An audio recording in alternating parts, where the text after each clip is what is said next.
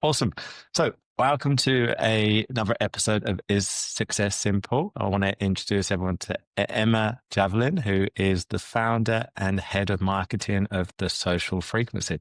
Welcome to the show. How are you? Thank you so much for having me. I appreciate it. I'm doing really well tonight. So I'm super, Good. super excited to be here. So yeah. That's awesome. That's awesome. I want to dive straight into it because having a look at your website and so forth, and um, the marketing becomes a signal of clarity and truth. What does that mean? Diving straight into it, are we? I love it. Yeah. um Honestly, uh, I have a lot of in-depth beliefs around marketing. And Mm, I feel that the social frequency, what we're building there is so much more than just marketing for a brand. Obviously, all brands and businesses need it to get their product out there into the world, to attract hmm attention and attract their aligned clients in. Um, but I feel like it's a tool that we can be using to help shape our culture in a positive way. So I feel as though it's something we can use, yeah, to bring back the good into the world, I guess. mm, That's what it. mm. It's interesting because there's a lot of people marketing at the moment. There's a lot of agencies. Like it's a very Yeah. competitive market, and so when you talk about in terms of like it can have a bigger impact, do you feel the impact it's had previously hasn't been a positive one? Look, I definitely think that there has been some amazing things, right, that we've been able to use marketing for, to create a great impact, but there's also been so many negative things as well. So I'm not here saying that what we've created is some horrible thing, because I don't believe that. But I just believe in contributing to that positive change continuously, and Hmm knowing that whatever I am doing and who I'm working with, um, knowing that they are also contributing to that change. Okay. Um, yeah, helpful. And, and change. When you say change, what does that mean to you? I feel as though it's a good question. I think marketing has such a big relation to our brains, right? So it's so interconnected with our brains. This is something else that I haven't posted yet, but I was actually creating a post today about how it relates with our subconscious mind.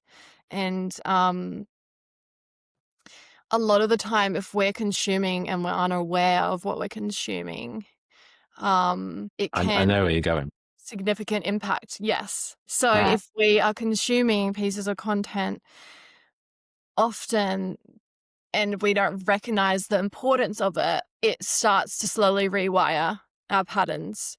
So I think if we are more aware of that as consumers as well, not only as marketers, but as consumers of what we are taking in, then we can then create a more positive change in the world and Mm. not fuel from a fear base, because I find that marketing can often stem from so much fear, because these tactics, right, it links to the psychology. People are using these fear-based tactics because they do work, right? But it's not always something that is helpful for a consumer or a Mm. day-to-day person, because it has a larger scale impact than we're realizing on our brains. I hear you. How do you do that though? When fear, as humans, I feel fear is more of a tangible motivator Yeah. at the moment. Like, and because it's interesting because I talk about this in sales. Yeah. Most people will buy from the pain of something instead of the potential of what the positive rewards that it could get it. So if you look at it, why most of us like would train or go to the gym, is because the pain of feeling lethargic, feeling yuck, is a bigger motivator than the idea or the potential of what I would feel like if I do this consistently. Yeah, absolutely. And I agree. I think it does have a significant impact, and it's definitely a great driver, right? I think it's more stemming from a fear that is almost just putting so much blame on the human being themselves and not often recognizing that other pieces come into play. And it's not just, I find that with some marketing, like it's, I guess like the bro marketing, you can call it, it can be very much like only pain, only pain, only pain. But I don't think that's a very healthy way to live. And I think if we're coming from fear all the time, then we are going to wire our brains to be in a fearful state. And that's not necessarily a great thing. So definitely you can use it in ways that isn't going to have a significant impact. But again, like I think desire is another great emotion that we can be tapping into even more. Um, Mm, and inspiring people from a place of that transformation instead of, hmm. oh, if you don't do this, you're not going to get where you're going to go. Because then For sure. that then rewires it in their belief patterns that, oh, I'm not going to get this. But actually, Mm, you're creating that reality for yourself, right? So mm. if you believe you're not going to get it and you keep consuming things saying that you're not going to get that, then life. It seems like you've had your own journey around this in terms of understanding more around the inner voice, the um, frequency, in terms of the levels of frequency that we have to be able to have an impact and manifest the life we want to live and so forth. So if, would you be open to sharing more around that side? Because I think it sounds like, and it seems like it's sort of one of because I can hear it as you're talking in terms of like the frequency, in terms of, and I'm curious to understand more about that. Yeah, of course. And definitely it's great for you to recognize that as well. It it plays a big role in everything that we do, really, when it comes to the business. But not only that, but as human beings, I believe it has a massive role in Mm. our life. And it's something that is not as tapped into yet, right? A lot of people are still quite weary about it. Yeah, it's a bit of a taboo topic. However, I feel like I've only just started to properly open up into that and share it with the world. Okay. I've been, I'd say, exploring this topic for at least 5 years. So I've definitely Hmm. had a big personal journey with it all. Um, Mm. Do you mind me asking what started that journey? yeah, of course. I think really what it was is it was at a stage of my life where there was a lot of different things changing, and I started to ask myself some deeper questions, Hmm. and it kind of just led me down a path to exploring this deeper side of myself and of the world. Mm. Um, and then I guess it's just kind of stemmed from there. But at the same time, I think it was happening. Actually, you know what? It probably did happen at the same time when I was at university for marketing as well, which is funny. Um, and I started to see how marketing, it's such a great tool to Mm. have influence in the world, right? For sure. Immense influence in the world. However, I saw there was a lot of manipulation, right, in that. And I didn't really agree with that. I don't think Hmm. we should be manipulating people in order to make a sale or to Mm. connect. I think we can do it authentically. Hmm. And yeah, I just Problem with, I learned. think that it's the problem with that is I agree with you. But if you look at the history of marketing and a lot of the big brands, look at Coca-Cola, for example, the Mhm. famous ad is the Christmas Coca-Cola coming home, I think it is, in terms of the song, and it's driving. So they sort of associate a positive feeling with something that's not going to be a positive impact on your body. Yes. And so when you have that and it's been consistent for many, many years, I find it's going to be more of a challenge to start to see the shift. Mm. What do you think? Do you mean the shift over to something that is a bit more authentic when it comes to marketing, For or? mainstream, yeah, I think there'd be a lot of reluctancy to go that way because if you're if those big major companies were, let's say, true, honest, I don't think their campaigns would do nowhere near as well. And I think it would actually turn people off from buying the products that they are selling. Yes, and you are right. I guess it works for the brands that are actually doing something that is having a better impact on the world, and I think that's where you see through these businesses and Mm, these brands as well, right? I personally, and the social frequency, we choose to work with businesses that are doing something that is great for the world and that isn't having a negative impact on people as much as we can, right? yeah. Because obviously that's also subjective to perspective. Mm, However, we try to work with businesses and brands that aren't having such a significant negative impact. Um, mm. and I How do you tell? How do you through your process of onboarding or seeing if there is that synergy from a values point of view? How are you able to tell if, a, like you mentioned, in terms of a client, it is potentially on the borderline or you're not entirely sure? For me and for the business, we go quite in depth to understand a brand before we work with them. So we want to know their values. What is actually um, driving their business? Is it just profits and sales, or is it like what are the bigger driving pieces and how are they actually helping other people, right? So I think the best way to do it really for us is what we've found so far anyways. I'm not saying this is probably the perfect way of doing it. It might not be, but it's just really getting to know the business, what they're doing, and then also I just had a point in my mind and then it's gone. Mhm, But okay, so it's more what is the biggest impact that they're making? So for example, if I'm working with a hair company, can I see that they are making a big influence on, for example, that transformation, that confidence piece? And do they have clientele that are actually requiring these things? Because, for example, like women with hair loss or something, are we actually mhm. helping people feel better in their day-to-day lives? And I think that outweighs the side of, oh, it might have like some chemicals or whatnot.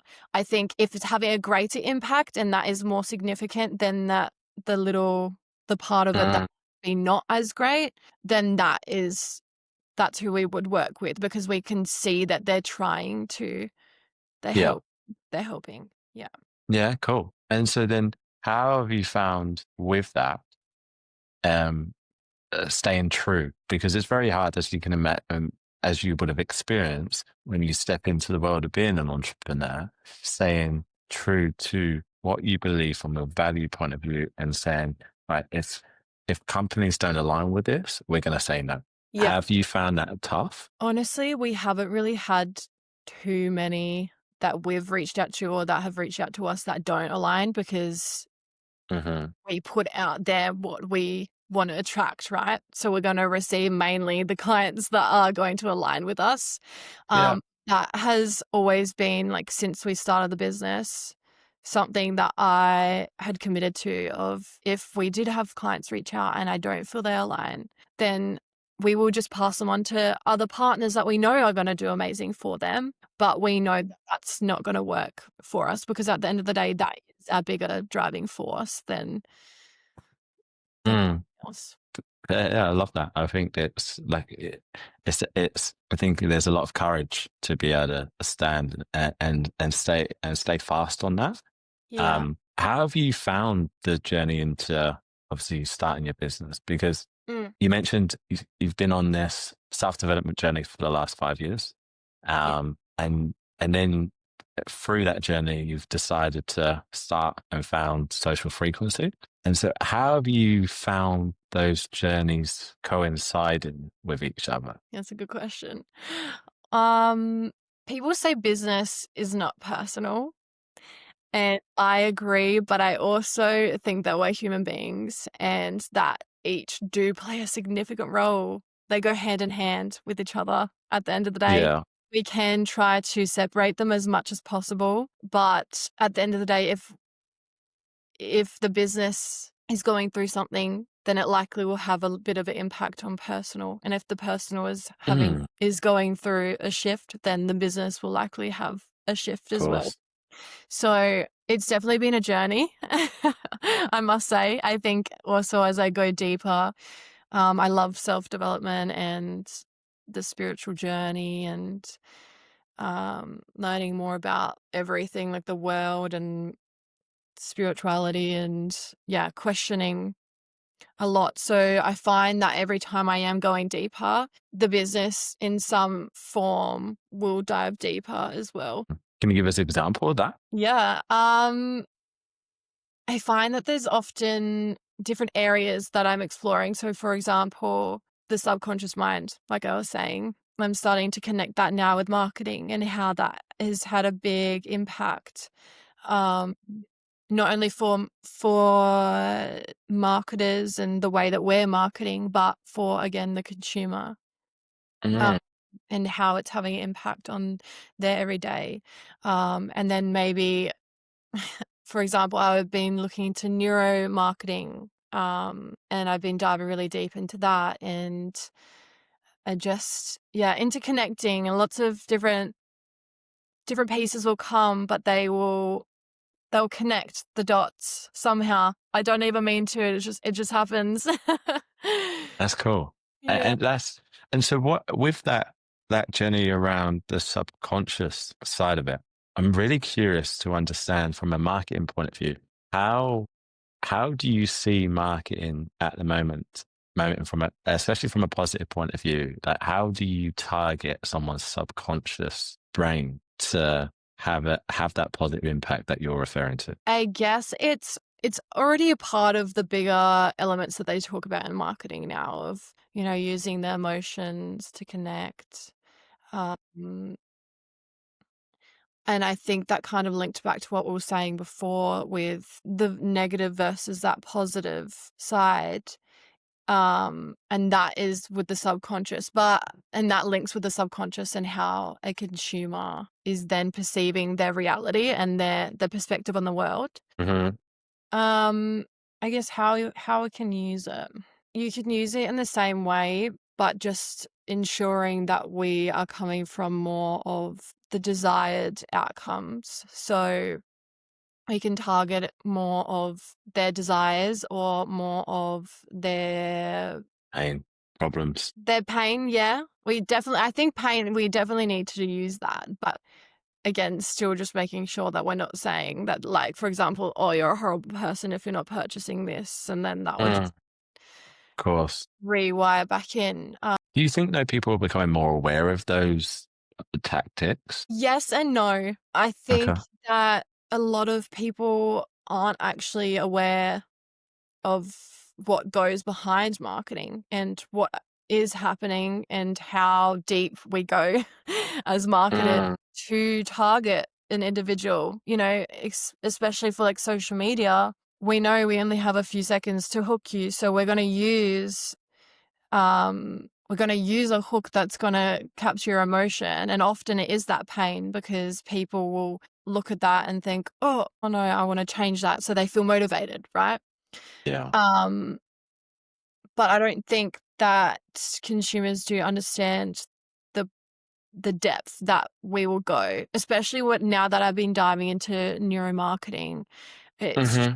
just like everything Really. tracking, the eyes, we're tracking the eye movement, we're tracking the heat maps of, it goes a lot And where deeper. do you get the data from? Where do you get that sort of data? So, like, do websites have that? Like, if I was looking on a website or something, would you be able to read that data from me?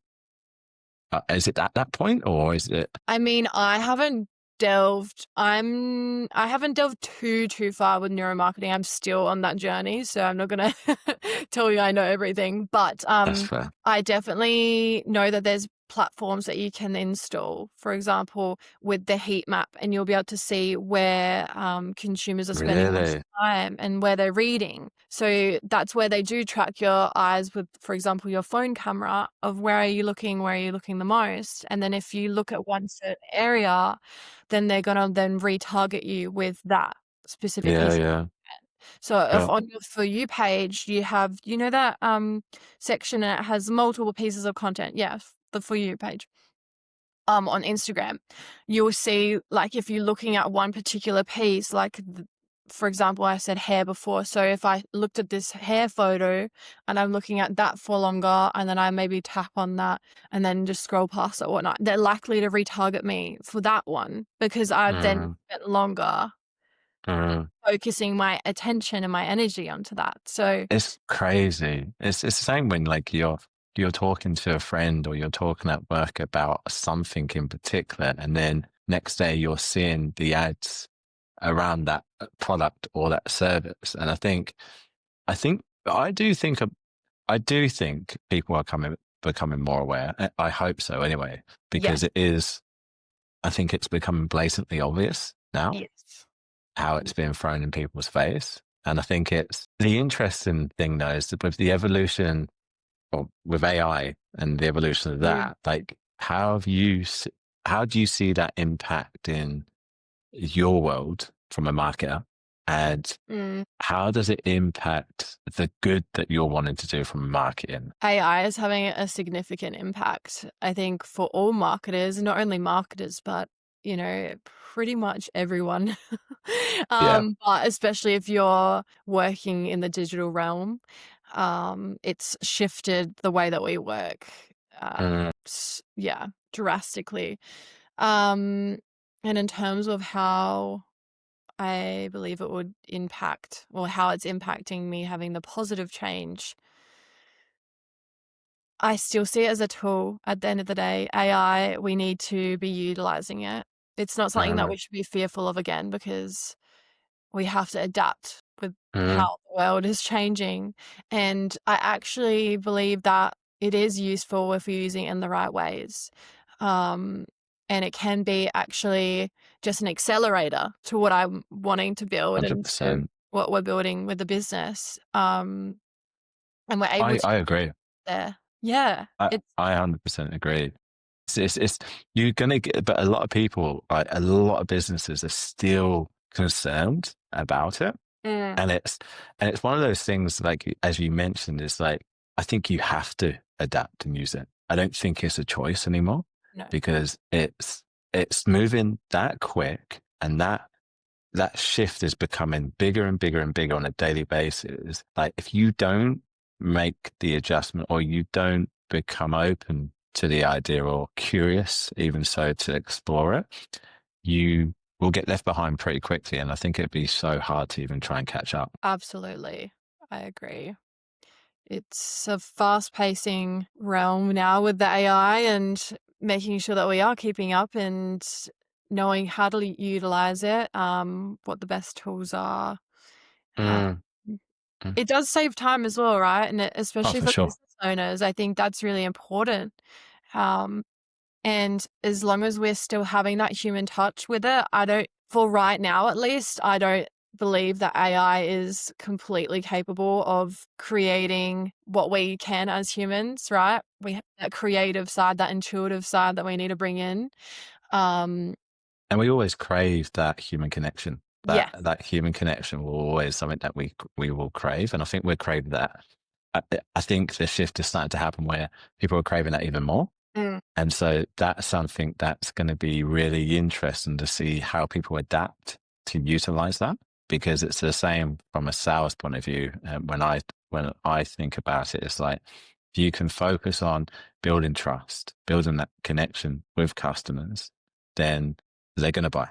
Whereas it's because they want that. They don't want that. And that's why I think AI won't the AI won't get to the point, or it may do, but I think it's going to pass a lot of people up a lot Mm. because I think there's a lot of people that are naive. And I think there's a generation at this stage that they don't want to work, they don't want to learn, they don't want to do personal development to Yes. go further. But I think it's one of those serves you right if you can't complain when AI passes you up, if you know what I mean. Yeah, definitely. I agree. Um, yeah, just being able to explore how we can utilize it in our businesses now and what's the best way. I think is also it's so different for each brand and each business. They can be utilizing it in so many different ways. And it is personalized. Um, but not only that, like if you are using it, for example, to create content or even for automations or whatnot, Mm. I think it's still for right now, it does take that you need to know your brand. You need to know your brand essence. You need to know your messaging. You need to be able to ensure that it's consistent and it doesn't feel robotic and you're not I also think if you're just using AI content, then that's a bit unfair for your consumer because you're not putting that energy in there, right? You're not You're not showing your real self, are you? no, no. It's not real connection at the end of the day. And like you said, everyone wants that human connection. Mm. I think yeah, it's interesting because I remember one of the first videos I put on I think it was YouTube it was behind the scenes of me getting the gear for the podcast, and my wife was filming it. And if you look back at it, it's shocking, like a shocking video because it ends just really abruptly. My friend was like, "Why didn't you?" And I said, "You know what?" I said, "It's that because that's where I'm at in terms of that's raw me, and that's where I'm at now." And I think that is more real. So then, where it's also a very good reference point in 5 years' time.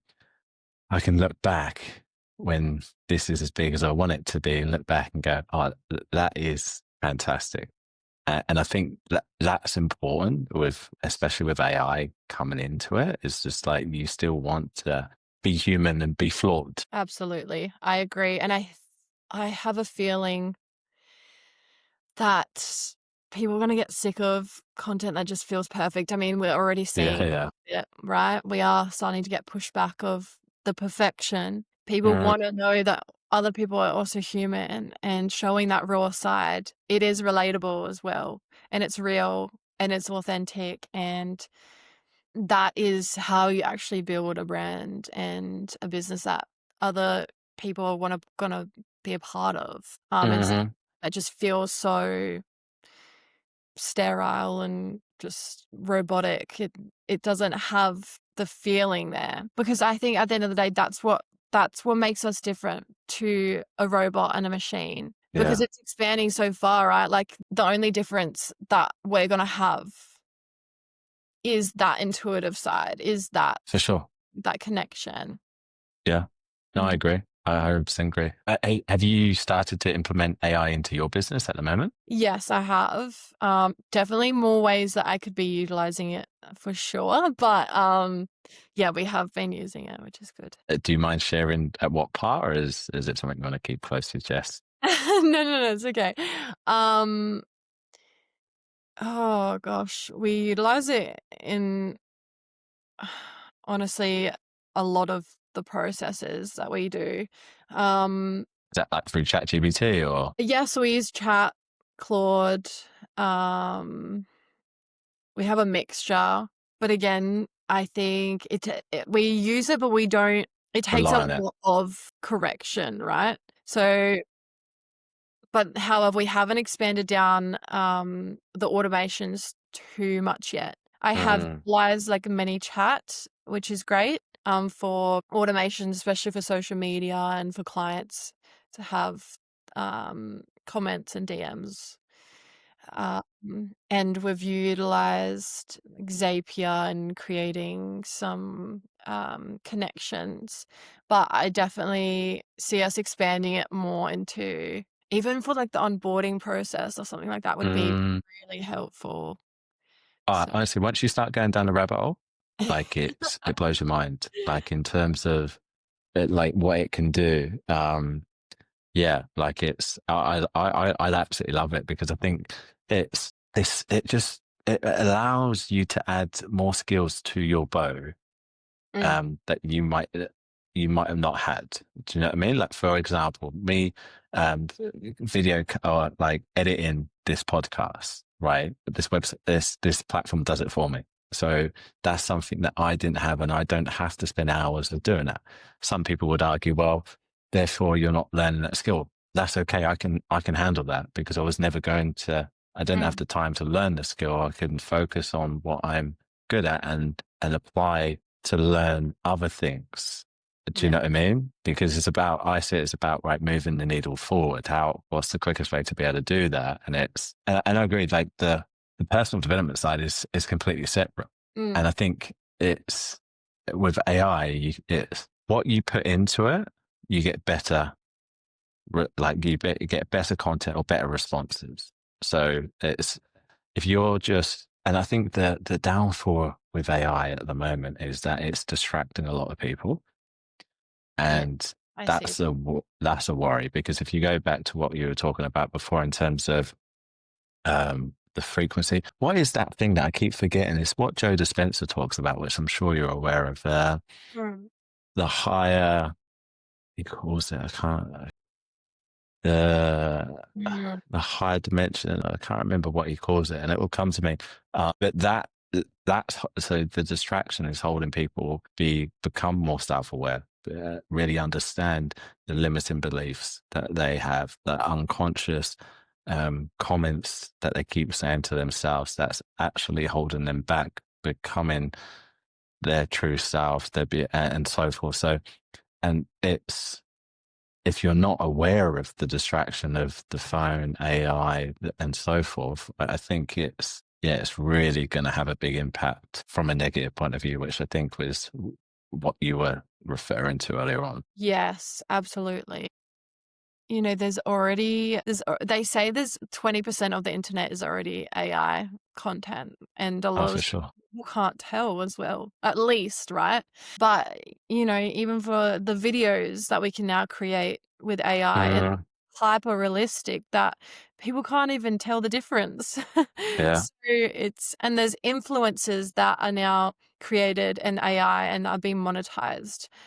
Mm. I think there was one not long ago that Went to the tennis. yeah. Yeah, I So went to Wimbledon in the UK, and it was an AI. Just basically, it's just AI Instagram and put it itself in that situation. Someone's obviously created it, and it blew yeah, up. oh my gosh. Yeah, So it's crazy.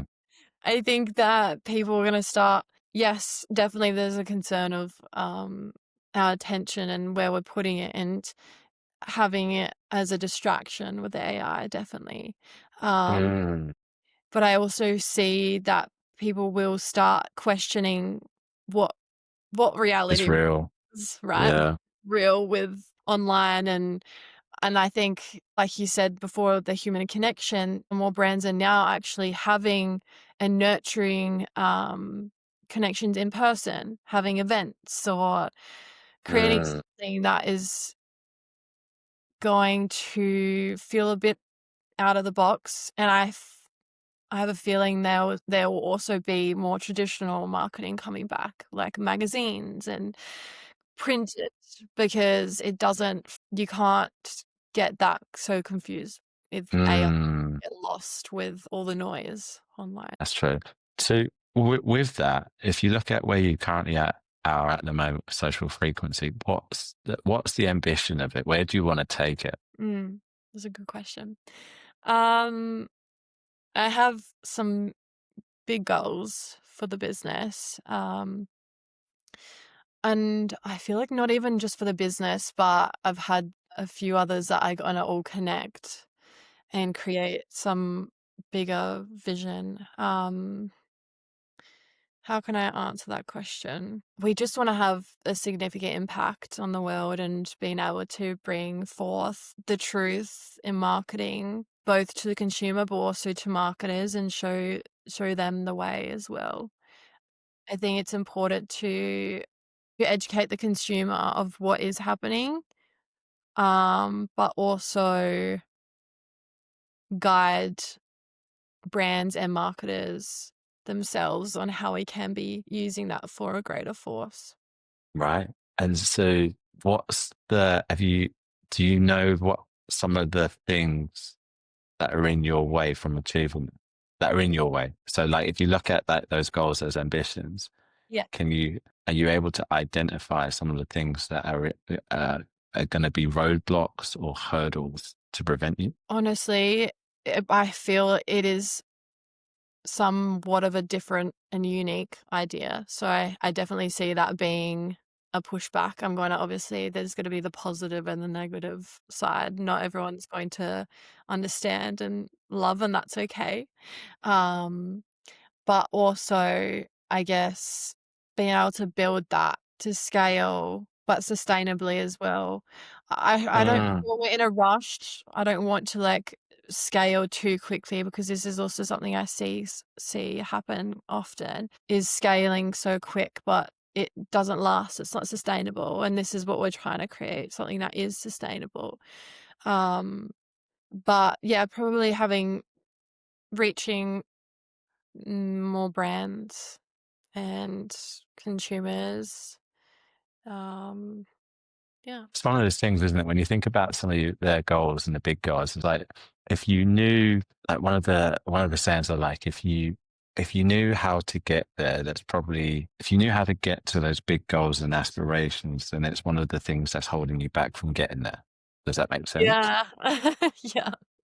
Because you normally you're in your own way because you start then trying to rush the process. I should be further ahead than where I'm at and so Oh, forth. that's And a it's big thing with the, yeah. like we said, with the personal side. I think that in my past has held me back, and I Mm, I'm not allowing that to happen anymore. So that's why I'm awesome. really putting myself out there more and trying to build my personal brand and push the businesses out there, because I haven't in the past, and I did allow it to have an impact on me.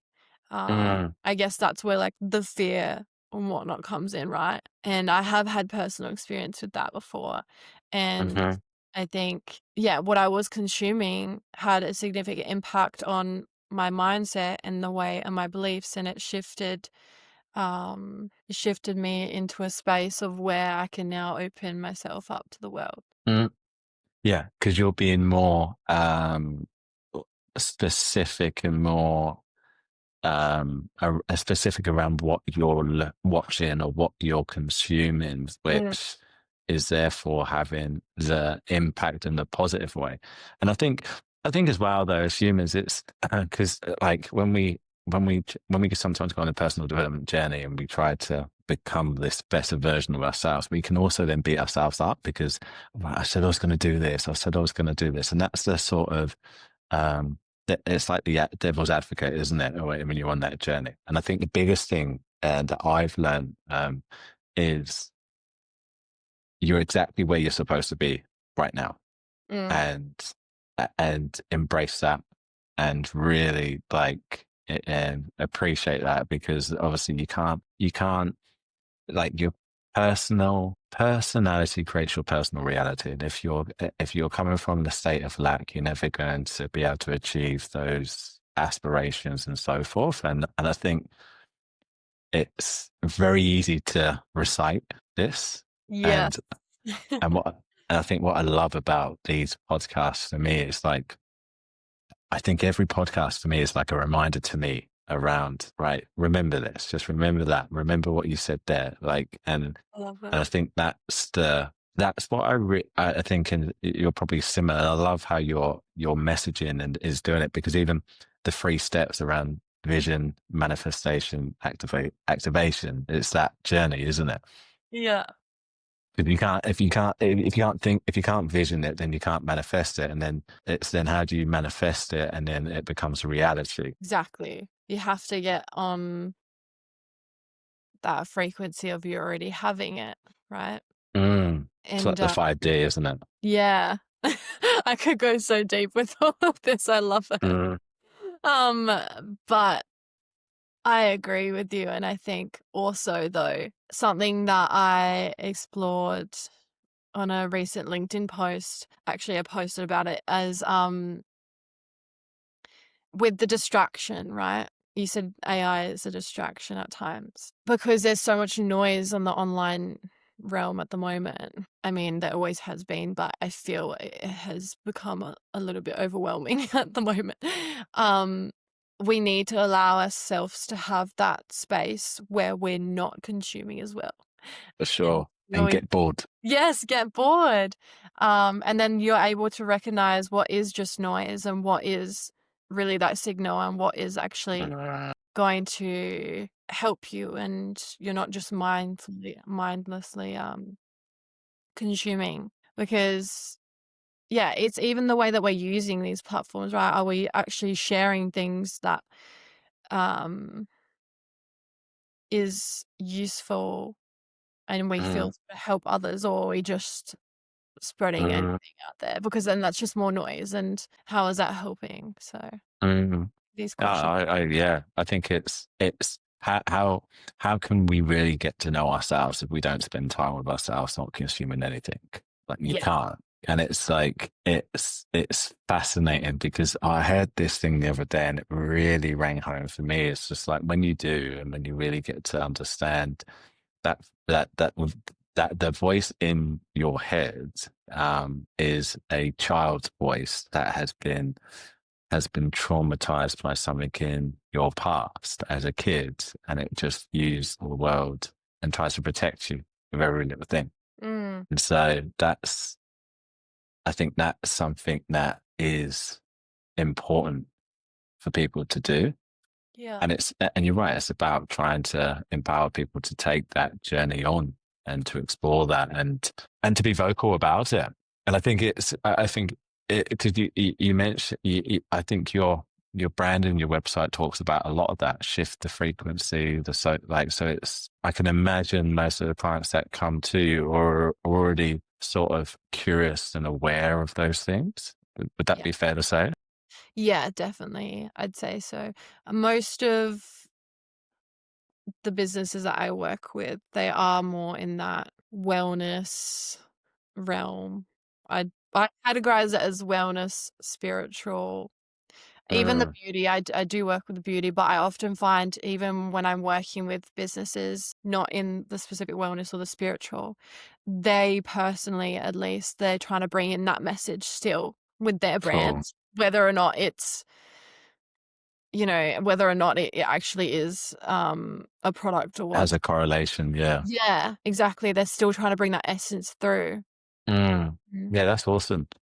But look, as you can tell, we could probably go on talking about the for a very long time. I Yeah. do want to segue into this last segment around the three questions that I ask every single guest that comes on. Um, and the first question is, um, does success mean to you? I like that question. Success means to me being able to honestly like have a deep, significant impact on brands and businesses, even if it is just one. Like at the end of the day, even if it is just one that we've been able to create such a massive shift and be able to help others. But I don't think that for me, it's just in the brand and the business. It goes beyond, and it goes into more of how can we reach everyday people, and Hmm. how can I bring that message across? So success, I guess, would be me successfully being able to awaken more people to their inner selves and um, the truth, and yeah, I think just bringing some peace into the world. Love that. So on that, this will segue into the second question, Emma. Based off how you view success now, Mhm. and what you've mentioned, what advice would you give your 18-year-old self? Oh gosh. Um, that you can I feel this has always kind of been inside me in some way, right? Like being able to connect with people, but I've for a long time there, I didn't express it to anyone outside unless someone had come to me for it. So I Mm-hmm. think that you're safe to hold that vision and to be able to share unique perspectives and know that it's actually helpful to other people and you are helping more people than you realize. So yeah, I'd say you're safe to do that. Nice. And Mm. so with that, would you say success is simple? Yeah, I would. I guess based off of everything that I'm hoping to achieve, definitely. I think for me, success now, I guess I rewire it. Success is definitely simple because it's just being authentic. Mm. Yeah, that's a lovely put. It really is. Well, Emma, I really appreciate your time. I think it's been a really cool conversation. I think, yeah, I love what you're doing. Yeah, I think I think more and more people should become more aware of these things. And I think it's like having these types of conversations that people will do that. Yeah, definitely. Thank you so much. I really loved